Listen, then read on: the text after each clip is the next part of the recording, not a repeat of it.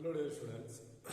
तो प्यारे बच्चों, जैसा कि आप लोगों को पता है कि आप लोगों की क्लासें ऑफलाइन बंद हो चुकी हैं, आपके स्कूल कॉलेज बंद हो चुके हैं। जब तक के लिए आपकी पढ़ाई उसी तरीके से चलते रहे तो इसके लिए भी जो है आपके विद्यालय की ओर से ऑनलाइन क्लासेज स्टार्ट की गई हैं, जिसमें देखिए आपका जो कोर्स अनकम्प्लीट था वो भी कंप्लीट करवाया जाएगा। साथ ही साथ आपके मॉडल पेपर भी हल करवाए जाएंगे। देखिए बात ये आ रही है कि जहाँ तक आप लोगों के क्वेश्चंस हो चुके थे या जहाँ तक आपका कोर्स कंप्लीट हो चुका था, उसके आगे का कोर्स आगे जैसे ही कभी ऑफलाइन क्लास स्टार्ट हुई या फिर अगर नहीं स्टार्ट होते हुए दिखाई पड़े तो ऑनलाइन क्लास के जरिए ही आप लोगों के वो कोर्स कंप्लीट करा दिया जाएगा। और देखिए जब तक के लिए आप लोगों को क्या करना है, मॉडल पेपर सॉल्व करने हैं। देखिए ध्यान ये देना है कि मॉडल पेपर सॉल्व करते ही देखिए सबसे पहली बात तो ये है, अगर आपके पास मॉडल पेपर ना हो तो आप मार्केट से जाकर के ले लीजिएगा, वरना आप अपने मोबाइल फ़ोन में भी इंटरनेट से डाउनलोड कर सकते हैं, गूगल से डाउनलोड कर लीजिएगा मॉडल पेपर 2020 सेट 1। ठीक, तो आ जाएगा, आपको मॉडल पेपर मिल जाएगा फिलहाल। तो यहाँ पर देखिए मॉडल पेपर में हम लोग इस तरीके से चलने वाले हैं। फिलहाल जहाँ पर कोर्स आपका चल रहा था वो चलाया जाएगा, सर जी आपके पढ़ाएंगे। मॉडल पेपर से आपको ये पता चलने वाला है कि हम लोग जो है किस तरीके से तैयारी करें, कितना क्या हमें आ रहा है, किस बेस पर हमें तैयारी करनी है, हमारे एग्जाम पेपर में किस टाइप के क्वेश्चंस आएंगे। ठीक, इसके लिए हम लोग मॉडल पेपर सॉल्व करते हैं। और यहाँ से जब हमें एक बार कोर्स रिवाइज हो जाता है ना, कोर्स रिवाइज हो जाता है और क्वेश्चन करते हैं तो हमें बात भी अपनी क्लियर हो जाती है कि हमें किस तरीके से अपनी तैयारी करनी है। समझे बात? तो इसी प्रकार देखिए हम लोग क्या करेंगे, आकर के आज हम लोग 2020 का सेट नंबर 1 जो है सॉल्व करने वाले हैं, है ना। सेट नंबर 1 सॉल्व करेंगे और यही से जो है हम लोग अपनी पढ़ाई देखेंगे, अपने आप को मापेंगे, हमें किस तरीके का आ रहा है और हमें किस तरीके की आगे की तैयारी करनी है। तो हम लोग जो भैया यहाँ पर इस वीडियो में फिजिक्स का जो है सेट सॉल्व करने वाले हैं, जहाँ तक कि भी हो जा रहा है। बाकी आपको दूसरे वीडियो में भी मिल जाएगा बचा हुआ। बाकी केमिस्ट्री और बायो का लेक्चर जो है वो आपको दूसरे सर जी करवाएंगे। ठीक, फिलहाल हम यहाँ पर आपको फिजिक्स का करा रहे हैं। देखिएगा तो आ जाते हैं अपनी बात पर। फिलहाल लिखा हुआ पहला क्वेश्चन आपका है 2020 का पहला मॉडल पेपर है। इसमें दिया जा रहा है किस दर्पण के सामने, है ना, करा किस दर्पण के सामने किसी वस्तु को रखने पर उसका प्रतिबिंब वास्तविक उल्टा व आकार में कुछ छोटा बनेगा। तो ध्यान दीजिएगा भैया, देखिए दर्पण हमें पता है कि 2 प्रकार के होते हैं। फिलहाल इसमें देखिए 2 क्या 3 प्रकार के हम लोग ले लेंगे आकर के, उत्तल अवतल समतल। इसमें तीनों ऑप्शन दिए गए हैं और कह रहा कि इनमें से कोई नहीं भी एक ऑप्शन दिया गया है, ना बीच में दिया गया है। तो देखिए हम लोग क्या करेंगे आकर के भैया, ध्यान देंगे। कहा जा रहा है से किसी वस्तु को रखने पर उसका प्रतिबिंब वास्तविक बने, है ना, प्रतिबिंब वास्तविक बने, उल्टा बने और आकार में वस्तु से कुछ छोटा बन जाए। तो देखिए याद रखिएगा भैया, वस्तु से छोटा प्रतिबिंब तो उत्तल में भी बन जाता है, अवतल में भी बन जाता है, दोनों में बन जाता है। लेकिन बात आ रही है वास्तविक और उल्टे की। किसकी बात आ रही है? वास्तविक और उल्टे की बात आ रही है। तो हमें याद होगा, देखिए जो हम लोग इससे पहले जो हम लोग पढ़े थे, फिलहाल हमने ये बात आपको सॉल्व करवाई थी, पढ़ाया था हमने एक बार। हमने कहा था कि देखिए अगर ये आपका अवतल दर्पण बना हुआ है, अगर आपका अवतल दर्पण बना हुआ है, इसके सामने अगर कोई वस्तु रखी जाएगी, देखिए हमने कहा था कि अगर वक्रता केंद्र से पीछे रखी रहती है, वक्रता केंद्र से दूर रखी रहती है कोई वस्तु, तो याद रखिएगा हमने कहा था कि उसका जो प्रतिबिंब है वो भैया छोटा बनेगा, प्रतिबिंब छोटा बनेगा। और जब वक्रता केंद्र पर आ जाएगी तो बराबर बनेगा, और वक्रता केंद्र और भी आगे चली जाएगी, अन्य दर्पण के पास आ जाएगी, तो हमने कहा था कि उसका प्रतिबिंब जो है भैया बड़ा बनता रहेगा। ये बात हमने आपको इससे पहले लेक्चर कभी हमने बताई भी थी। ठीक, और देखिए हम लोग ये गेस भी कर सकते हैं कि हम वस्तु जितना दर्पण से जितना दूर रहेंगे उतना हमें छोटा प्रतिबिंब दिखाई पड़ेगा, और जितना पास आते जाएंगे और उतना जो है प्रतिबिंब हमारा जो है धीरे धीरे बड़ा होता चला जाएगा। तो बात यहाँ तक कि क्लियर हो गई होगी फिलहाल सभी को। देखिए तो हमें पता चल गया। और हाँ, बात आ रही थी वास्तविक बनना चाहिए, वास्तविक का मतलब जिधर जैसा था उसी तरीके का बनना चाहिए, उल्टा बनना चाहिए। तो ये कंडीशन सिर्फ आ रही थी, किसके लिए आ रही थी भाई? अवतल दर्पण के लिए आ रही थी। किसके लिए आ रही थी? अवतल दर्पण के लिए आ रही थी। उत्तल दर्पण में क्या था? उत्तल दर्पण में आभासी प्रतिबिंब बन जाता था, ना कि वास्तविक बन पा रहा था। ठीक। उत्तल दर्पण में होता क्या था? इस तरीके से इधर हम लोग वस्तु रखते थे, प्रतिबिंब इधर की ओर बना पा रहे थे, है ना, यही कंडीशन थी। तो वहां पर तो आभासी प्रतिबिंब बनना था, वास्तविक के लिए हमें जो है वास्तविक वाले में अवतल दर्पण में बनता था। तो हमारा ऑप्शन नंबर 2 जो है वो करेक्ट हो जाएगा। चलिए फिलहाल आगे की ओर बढ़ते हैं दूसरे क्वेश्चन की तरफ। देखिए लिखा हुआ है आपका कि एक लेंस के सामने रखी किसी वस्तु का प्रतिबिंब, एक लेंस के सामने रखी किसी वस्तु का प्रतिबिंब उसी लेंस से वस्तु की अपेक्षा 3 गुना दूरी पर बनता है, 3 गुना दूरी पर बनता है प्रतिबिंब। तो प्रतिबिंब का आवर्धन ज्ञात कीजिए, क्या होगा? देखिए भैया अब जरा बात हमारे यहाँ पर ध्यान देने वाली बात आ गई है। फिर से ये फार्मूला आपको आवर्धन का पता होगा। क्या आवर्धन? देखिए यहाँ पर हमें दिया जा रहा है कि जो प्रतिबिंब है वस्तु की जितनी दूरी है उससे 3 गुनी दूरी पर बन रहा है। प्रतिबिंब कहाँ पर बन रहा है? क्या जितनी वस्तु की दूरी है उससे 3 गुनी दूरी पर बन रहा है। तो हमने माना भाई वस्तु की दूरी अगर u थी तो प्रतिबिंब की दूरी इस हिसाब से कितनी हो जानी चाहिए? 3u हो जानी चाहिए। अच्छा अब जरा बताइएगा, जब हमने कहा कि प्रतिबिंब की दूरी 3u हो जाएगी, भाई ध्यान दीजिएगा, हमने कहा प्रतिबिंब की दूरी अगर 3u हो जाएगी तो देखना हमें फार्मूला पता था क्या? v अपान u, यानी 3u और अपान में u से u कैंसिल होगा आपका। तो m इक्वल टू कितना आ गया? 3 आ गया। यानी कितना गुना प्रतिबिंब बनेगा करके? तो 3 गुना प्रतिबिंब बन जाएगा। देखते हैं ऑप्शन नंबर कौन सा हो गया। तो ऑप्शन नंबर 3 आपका जो है वो करेक्ट हो जाएगा। ठीक, तो बात यहाँ तक भाई फिलहाल सभी लोगों के समझ में आ रही होगी। फिलहाल हम लोग अब आगे बढ़ने वाले हैं। देखिए क्या दिया जा रहा है अगले क्वेश्चन में, आपको क्या दिया जा रहा है भाई? करा किसी विद्युत परिपथ में बहने वाली विद्युत धारा का मात्रक सभी को पता होगा भाई। देखिए आपने पढ़ी थी क्लास 9th में पढ़ी होंगी, मूल राशियां पढ़ी थी। मूल राशियां थी 7 प्रकार की। उनमें से देखिए लंबाई था, द्रव्यमान, समय, ताप, ज्योत, तीव्रता, है ना, ताप, ज्योत, तीव्रता, विद्युत धारा, धारा आ रही थी ना। तो वहां पर हम लोगों ने क्या पढ़ा था आकर के भैया? धारा मूल राशि थी, धारा मूल राशि थी। इसका जो मात्रक होते थे उनको हम लोग मूल मात्रक कहा करते थे। और मूल मात्रक में जो धारा का मात्रक आया करता था उसको हम लोग क्या कह लेते थे भाई? एम्पियर कहा करते थे। तो देखते हैं कौन सा ऑप्शन हमें दिया जा रहा है भाई। पहला है ऑप्शन गा वाले का, पहला है ऑप्शन करेक्ट है। गा में पहला ऑप्शन करेक्ट है। क्या दिया जा रहा भाई? एम्पियर। तो धारा का मात्रक एम्पियर होता है। फर्स्ट ऑप्शन जो है आपका करेक्ट हो जाएगा। फिलहाल देखते हैं आगे बढ़ जाते हैं। देखिए भाई आगे क्या दिया जा रहा है? का करा परिवर्तनशील चुंबकीय क्षेत्र के कारण किसी चालक में उत्पन्न प्रेरित धारा की दिशा का आकलन निम्नलिखित किस नियम से किया जा सकता है? तो देखिए ऑप्शन के लिए हमें दिए जा रहे हैं दाएं हाथ के अंगूठे का नियम, फ्लेमिंग के बाएं हाथ का नियम, ओम का नियम, ठीक है, और फ्लेमिंग के दाएं हाथ का नियम। इस तरीके से कई दिए जा रहे हैं, लेकिन हम लोग यहाँ पर क्या परिवर्तन चुंबकीय क्षेत्र में उत्पन्न प्रेरित विद्युत धारा की दिशा ज्ञात करने के लिए दाएं हाथ के अंगूठे का नियम जो है ये प्रेरित धारा की दिशा बताता है। तो कौन सा घा वाले में ऑप्शन आपका हो जाएगा क्या? दाएं हाथ के अंगूठे का नियम। तो ऑप्शन नंबर 1 आपका जो है वो करेक्ट हो जाएगा, है ना। ऑप्शन नंबर 1 आपका करेक्ट हो जाएगा। तो इस तरीके से भैया देखिए जो हमारे 4 बहुविकल्पी क्वेश्चन थे हम लोगों ने सॉल्व कर लिए हैं। चारों बहुविकल्पी, है ना, चारों बहुविकल्पी हम लोगों ने सॉल्व कर लिए हैं। आगे आ जाते हैं। देखिए अतुलवित्री क्वेश्चन आपको दिए जा रहे हैं पार्ट नंबर 2 में, जरा उनकी भी बात कर लेते हैं। देखते रहिएगा भाई, इसी तरीके से आगे बढ़ते हैं हम लोग।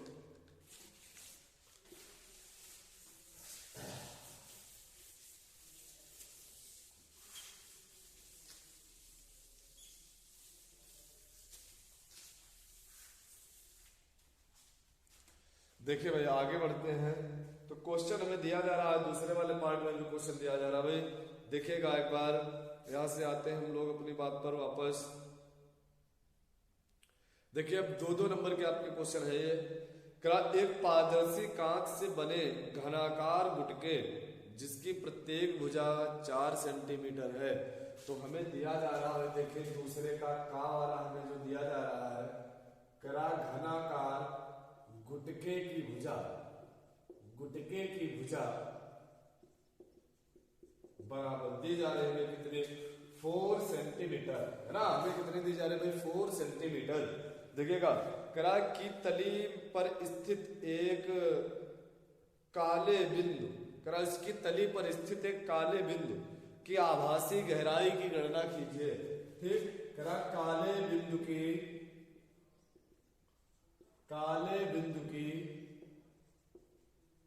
आभासी गहराई की गणना कीजिए, ये हमसे पूछ रहा था।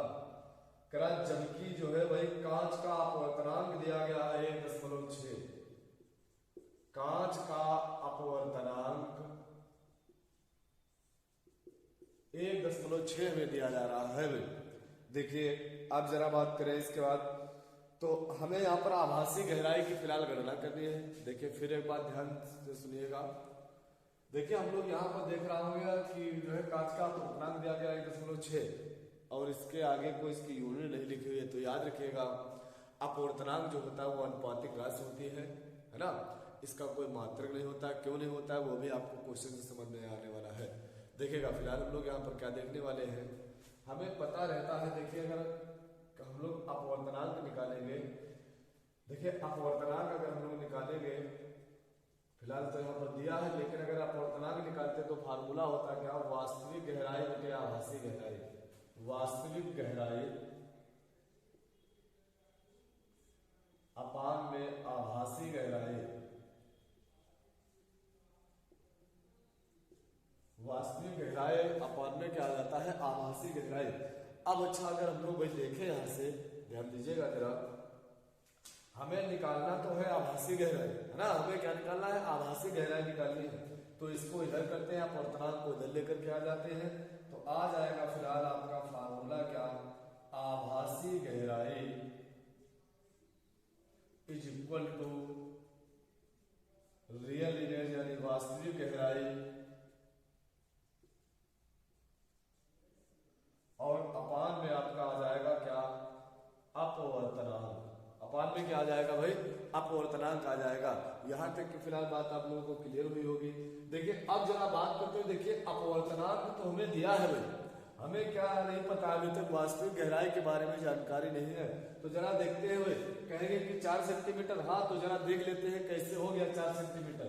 देखिए जब हमें कोई घनाकार गुटका दिया जा रहा था भाई, हमें क्या दिया जा रहा था, कोई घनाकार गुटका जब हमें कोई दिया जा रहा था, तो यहाँ पर अगर हम लोग देखें आकर के, देखिए इसकी तली में एक काला बिंदु था, इसकी तली में क्या था, एक काला बिंदु था।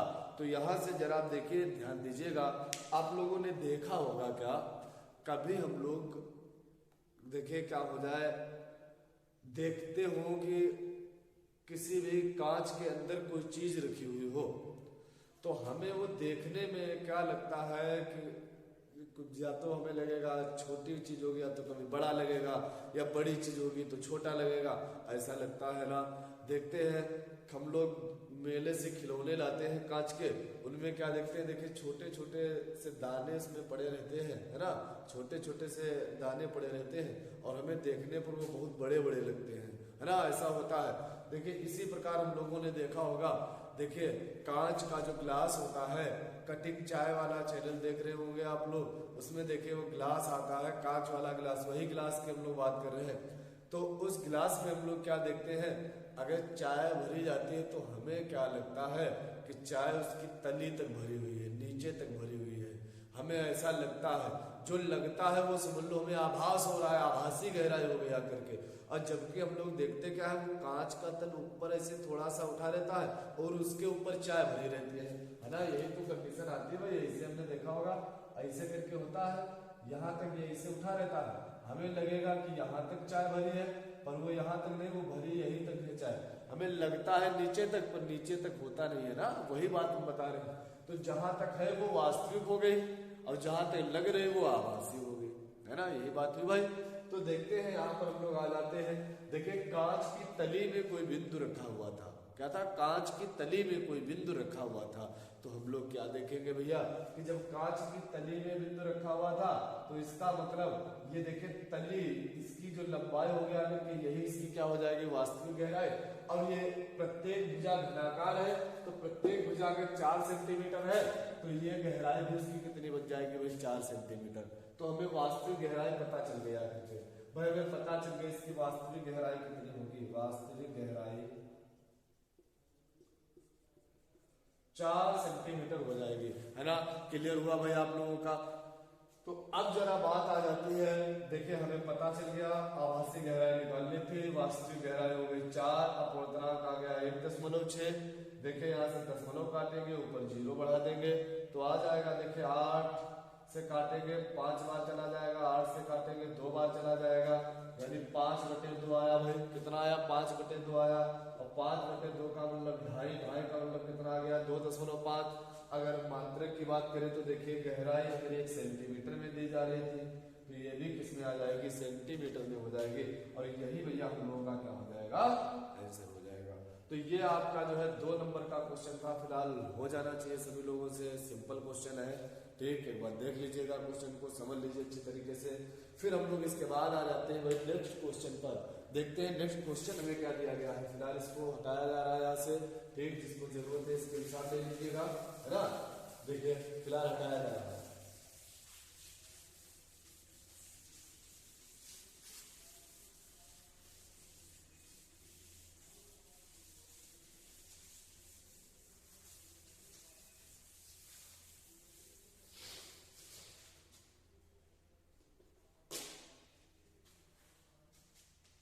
हाँ देखिएगा इस क्वेश्चन क्या लिखा हुआ है आपका, करा एक उत्तल लेंस की फोकस दूरी 20 सेंटीमीटर है।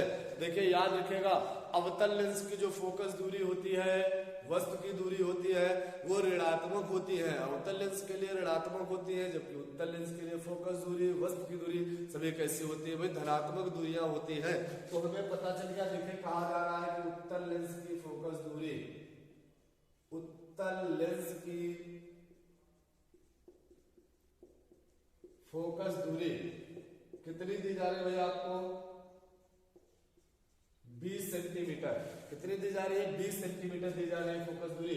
अच्छा आप जरा बात करें, देखिए F इक्वल टू हमें पता चल गया 20 सेंटीमीटर।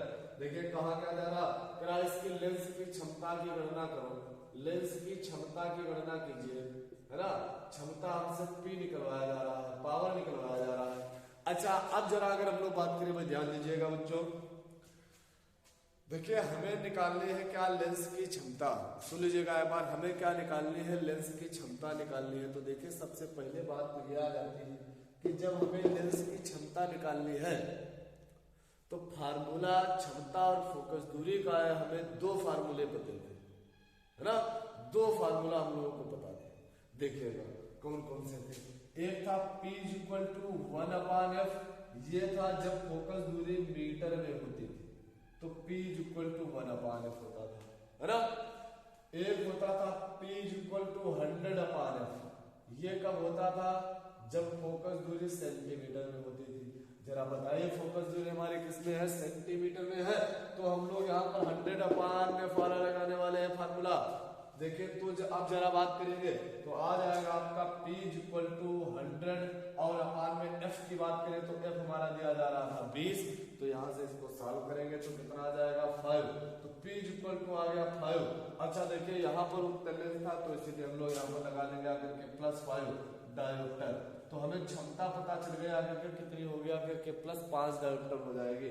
क्षमता हमें पता चल गई कितनी होगी आकर के भैया, तो कहेंगे +5 डायोप्टर हो गया करके, डायोप्टर हो गया करके भाई। देखते हैं तो ये हो गया क्या, आपका आंसर हो गया करके। फिलहाल क्वेश्चन नंबर 2 का खा भी हमारा कंप्लीट हो गया। ठीक इसी प्रकार देखते हैं नेक्स्ट क्वेश्चन क्या है आप लोगों का भाई, देखते हैं जिसको जरूरत है इसको सॉल्व ले लीजिएगा। देखिए आप चैप्टर रिवाइज करते रहिएगा, आंसर करने में आपको मजा आएगा, है ना। चैप्टर रिवाइज करेंगे तो मजा आएगा। देखते हैं भाई नेक्स्ट क्वेश्चन आपका क्या दिया हुआ है। देखिए अगर अगले क्वेश्चन की बात करें तो दिया जा रहा है आपको, करा एक विद्युत परिपथ, है ना, विद्युत परिपथ, विद्युत धारा वाले चैप्टर का क्वेश्चन आ चुका है। करा वैद्युत परिपथ के किसी चालक में बहने वाली विद्युत धारा का मान 10 एम्पियर है। पता है हम लोग धारा को किससे लिखते हैं भाई, पता है हम लोग धारा को किससे लिखते हैं, आई से लिखते हैं। वो कितना दिया जा रहा है भाई, 10 एम्पियर आपको दिया जा रहा है। चलिए आगे की बात करते हैं। करा प्रति सेकंड, प्रति सेकंड का मतलब हो गया 1 सेकंड में। प्रति सेकंड का मतलब क्या हो गया, 1 सेकंड में। तो कह रहा 1 सेकंड में t इक्वल टू आ गया आपका 1 सेकेंड। अब जरा आगे की बात करें भाई, t इक्वल टू 1 सेकेंड हो गया। इससे बहने वाले इलेक्ट्रॉनों की संख्या की गणना कीजिए। इलेक्ट्रॉनों की संख्या बोले तो n की हमें गणना करनी है ना। आगे बढ़ते हैं, इलेक्ट्रॉनों की संख्या की गणना कीजिए। इलेक्ट्रॉन पर आवेश हमें दिया जा रहा है, इलेक्ट्रॉन पर आवेश हमें दिया जा रहा है भाई 1.6 इंटू 10 की पावर माइनस का 19 कूलम। जरा बात करें, देखिए इलेक्ट्रॉन पर जो आवेश होता था वो ऋणात्मक होता था ना। देखिए धनात्मक और ऋणात्मक प्रोटॉन और इलेक्ट्रॉन के आवेश जो होते हैं वो केवल उसकी प्रकृति को बताते हैं कि किसका आवेश है। यहाँ पर फिलहाल हम लोग जो है माइनस का आवेश नहीं रखेंगे, याद रखिएगा। हम लोग यहाँ पर क्या करेंगे, माइनस का आवेश नहीं रखेंगे। देखिए अच्छा, तो हमें ये पता चल गया n का मान हमें निकालना है, बस इतनी चीजें हमें दी जा रही थी। देखिए भैया क्या सभी को पता है क्या फार्मूला होता है, Q is equal to I T. इसको हमने मान लिया क्वेश्चन नंबर फर्स्ट। हमें पता रहता है Q is equal to N E, इसको हमने मान लिया क्वेश्चन नंबर सेकेंड। हमने कहा फ्रॉम इक्वेशन 1 एंड 2। देखिए हमने कहा फ्रॉम इक्वेशन 1 एंड 2। देखिए तो दोनों को जरा, जब दोनों क्यू के इक्वल हैं तो हम लोग क्या करते हैं, दोनों को कर लेते हैं इक्वल, यानी I2 इक्वल टू आ जाएगा एन ई। हमें मान n का निकालना था ना, तो e को आप अपान में कर दीजिएगा करके, तो n इज इक्वल टू आ जाएगा हमारा क्या IT अपान e, यानी n इज इक्वल टू आया आपका IT अपान e। तो n इज इक्वल टू आपका हो जाएगा, जरा ध्यान देते रहिएगा भाई। यहाँ से देखिए I की वैल्यू आपको दी जा रही है 10 इंटू t की वैल्यू आपको दी जा रही है 1, और अगर e की बात करें तो e की वैल्यू आपको दी जा रही है 1.6 इंटू 10 की पावर माइनस का 19। ये दिया जा रहा ना, इसको हम लोग कर लेते हैं साल। देखिएगा कितना आता है भाई, दशमलव हटाएंगे ऊपर जीरो बढ़ा दिया तो आ गया कितना आपका 100/16, और 10 की पावर 19 को ऊपर पहुंचा दिया, हो गया प्लस का, है ना। अब इसको देखते हैं किससे हम लोग लेकर के जाएंगे भाई, ध्यान देंगे तो ये आ गया आपका 50, 2 से काटने पर ये आ गया 8, फिर 2 से काटा तो 25, इसको 2 से काट दिया करके तो कितना आ गया आपका, ये 4 आ गया। अब इसको जरा भाग करेंगे, देखना कितना आता है। तो यहाँ से सॉरी 25 को करते हैं 4 से, तो कितनी बार जाएगा, 6 बार चला गया, 24 आ गया, 1 आया यहाँ से। अब जाएगा नहीं, पॉइंट लगाया 0 तो 2 बार जाएगा, है ना, 2 बचेगा, पॉइंट लगाया 0 बढ़ा दिया 5 बार जाएगा। तो यानी कितना आ गया हम लोगों का भैया, देखिएगा एक बार देखते हैं, तो आ गया हमारा 6.25 इंटू 10 की पावर 19 इलेक्ट्रॉन जो है, इतने इलेक्ट्रॉन उससे निकले गया करके, तो हमें ये पता चल गया करके। और भी अगर इसको सॉल्व करना है तो और भी हम लोग सॉल्व कर सकते हैं, फिलहाल यहीं तक रखा जाएगा, ठीक। और भी अगर पॉइंट इधर उधर करना है तो पावर को हम लोग चेंज करते रहेंगे। देखिए फिलहाल ये हमें जो है क्वेश्चन नंबर 2 तक के क्वेश्चन जो हम लोगों के कंप्लीट हो गए हैं, है ना। 2 तक के क्वेश्चन हम लोगों के कंप्लीट हो गए। अब हम लोग जो है इसके बाद एक और क्वेश्चन देखने वाले हैं आगे। देखिए लिखा हुआ है क्वेश्चन, करा एक ऑटो वाहन में पीछे से आने वाले किसी अन्य वाहन को देखने के लिए, है ना, जो गाड़ी के साइड में नहीं लगा रहता है, लोगों ने देखा होगा गाड़ी के साइड में मिरर लगा रहता है, जिससे हम लोग क्या करते हैं, पीछे आने वाले वाहन को देखा करते हैं। तो उसी की बात की जा रही है फिलहाल। करा अन्य वाहन को देखने के लिए 6 मीटर वक्रता त्रिज्या वाला एक उत्तल दर्पण लगा हुआ है, यानी उत्तल दर्पण लगा हुआ है जिसकी वक्रता त्रिज्या हमें पता चल गई कितनी, 6 मीटर, ठीक। तो R बराबर हमें पता चल गया है 6 मीटर। फिलहाल देख लेते हैं इसको एक बार यहां से।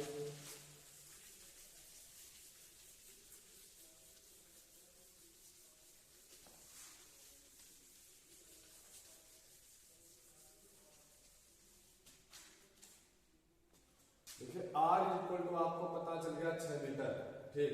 अब देखते हैं भैया आगे क्या है क्वेश्चन आपका। करा किसी समय एक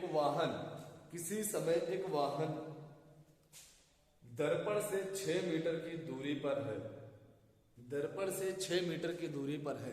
कौन सी चीज? वाहन। वाहन हमारे लिए क्या हो गया? एक वस्तु हो गई। वाहन क्या हो गया हमारे लिए? एक वस्तु हो गई। तो वस्तु कितने मीटर की दूरी पर है? 6 मीटर की दूरी पर है। तो U इज इक्वल टू आ गया भाई 6 मीटर, है ना। करा 6 मीटर की दूरी पर है। तो उस समय दर्पण में दिखने वाले उसके प्रतिबिंब की स्थिति व आकार की गणना कीजिए। मतलब उसकी स्थिति कैसी होगी और उसका आकार क्या होगा करके, तो ये हमें पता करना है। तो इसके लिए जरा बात करते हैं भैया। देखिएगा, देखिए तो हमें प्रतिबिंब की स्थिति बतानी है, यानी V हमें बताना है। तो आ जाते हैं क्वेश्चन पर, ध्यान दीजिएगा जरा एक बार। देखिए हमें R पता है, हम लोग F निकाल सकते हैं। F इज इक्वल टू होता था क्या? देखिए हमें पता है कि फोकस दूरी वक्रता त्रिज्या की आधी होती है ना। यही रहता है ना, फोकस दूरी वक्रता त्रिज्या की आधी होती है। तो F इज इक्वल टू, अगर यहां से हम लोग निकाले आकर के, देखिए चित्र पर जरा आ जाते हैं यहां से।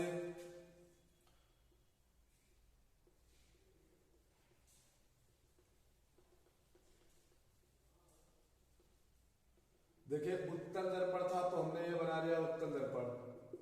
ये हमने क्या बना लिया? उत्तल दर्पण बना लिया। देखिए यहाँ कहीं पर हमने मान लिया करके इसका केंद्र होता है, केंद्र तक की दूरी ही क्या कहलाती है? वक्रता त्रिज्या कहलाती है। यहाँ पर हमने कहीं पर मान लिया करके इसका फोकस हो गया, F हो गया करके। तो इसका मतलब ये वाली दूरी आपकी R कहलाती है, ये दूरी स्मॉल F कहलाती है। तो F का मान कम होता है किससे? R से कम होता है। यानी F अगर हमें निकालना है तो क्या करेंगे? R को आधा कर देंगे। तो F बराबर फार्मूला बन गया क्या? F is equal to R by 2।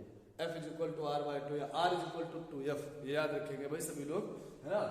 तो हमें ये बात जब पता चल गई आकर के यहाँ से F is equal to R by 2, तो R का आधा करेंगे आकर के, यानी 3 मीटर आ जाएगी। क्योंकि उत्तल दर्पण के लिए चल रहा था, इधर की जो दूरियां होंगी सभी प्लस की होंगी आकर के, वस्तु इधर की ओर रखी हुई है तो ये माइनस की हो गई आकर के। अब प्रतिबिंब हमें बताना है, प्रतिबिंब की स्थिति क्या होनी चाहिए। देखिए फार्मूला सभी को पता ही है भैया क्या होता है, फार्मूला सभी को पता ही है क्या होता है। 1/f is equal to 1/v minus 1/u, यही तो होता है। लेंस की बात की जा रही है ना कि दर्पण की, दर्पण में प्लस होता है, याद रखिएगा दर्पण में प्लस होता है। लेंस के लिए क्या होता है भैया? लेंस के लिए माइनस होता है, सभी को पता होना चाहिए। तो फिलहाल हम लोगों ने यहाँ पर रखा करके देखिएगा, तो 1/f, देखिए f की वैल्यू हमें पता है कितनी? 1/3 is equal to 1/v minus हो जाएगा प्लस 1/6, क्योंकि माइनस यहाँ पर भी है, फार्मूले में माइनस है तो क्या आ जाएगा? 6 हो जाएगा। ठीक, इतनी बात याद रखिएगा भैया। देखते हैं आगे फिलहाल क्या आने वाला है, यहाँ से देखते हैं। देख भाई, तो यहाँ से हम लोगों ने रख लिया v हमें निकालना है, तो 1/v इज इक्वल टू आ जाएगा 1/3 माइनस 1/6, तो 1/v इज इक्वल टू आपका आ जाएगा, देखिए यहाँ से 6 लेंगे एलसीएम, तो 2 - 1 आ जाएगा, यानी 1/v इज इक्वल टू 1/6 आ जाएगा। तो v इज इक्वल टू आपका 6 हो जाएगा। यानी इधर जो है 6 मीटर, यानी इधर की ओर जो है यही भैया वक्रता त्रिज्या थी हम लोगों की 6 मीटर। तो यहाँ पर इसका कहीं पर प्रतिबिंब बनेगा आकर के, इधर की ओर हमें जो है वस्तु रखनी पड़ेगी। तो हमें पता चल गया आकर के, देखिए यही हमसे पूछा जा रहा था, कह रहा था बताइए, है ना, कह रहा था बताइए कि इसका प्रतिबिंब कहाँ पर बनेगा आकर के। तो हमें पता चल गया कहाँ पर बनेगा आकर के, 6 मीटर की दूरी पर जो है इसका प्रतिबिंब बन जाएगा। ठीक, इतनी बात कंफर्म हो गई भैया। अच्छा, अब जरा अगर यहीं पर बात करें आकर के, प्रतिबिंब होगा कैसा? प्रतिबिंब आभासी हो जाएगा, है ना। प्रतिबिंब इधर वस्तु है, इधर बनना, तो प्रतिबिंब आभासी होगा, सीधा होगा करके। और आकार में जो है भैया वस्तु से छोटा बनेगा, याद रखिएगा आकार में वस्तु से छोटा बनेगा। अगर हमें निकालना भी है तो आई अपान में करके निकाल सकते हैं, हमें पता चल जाएगा। पहले आई निकाल लीजिए, वो निकाल लीजिए, दोनों की बात हमें कंफर्म हो जाएंगी, है ना। तो यहाँ तक के क्वेश्चन फिलहाल हम लोग इस सेट में करेंगे। वीडियो काफी बड़ा हो रहा है। आगे के क्वेश्चन जो है हम लोग जो है नेक्स्ट पार्ट में करेंगे, नेक्स्ट पार्ट में कर लेंगे आकर के। फिलहाल आज के वीडियो में हम लोग यहीं तक क्वेश्चन रखेंगे। देखिए क्वेश्चन को सभी लोग भाई ध्यान से पढ़िएगा, देखते रहिएगा, है ना। वीडियो देखेगा, क्वेश्चन एक बार अपने आप से सॉल्व करिएगा। क्वेश्चन जब सॉल्व करना आ जाएगा तो आपको पढ़ने में भी मजा आने लगेगी, है ना। तो फिलहाल आज के वीडियो में इतना ही। अब मिलते हैं आपको नेक्स्ट वीडियो में, तब तक के लिए भाई टाटा बाय बाय।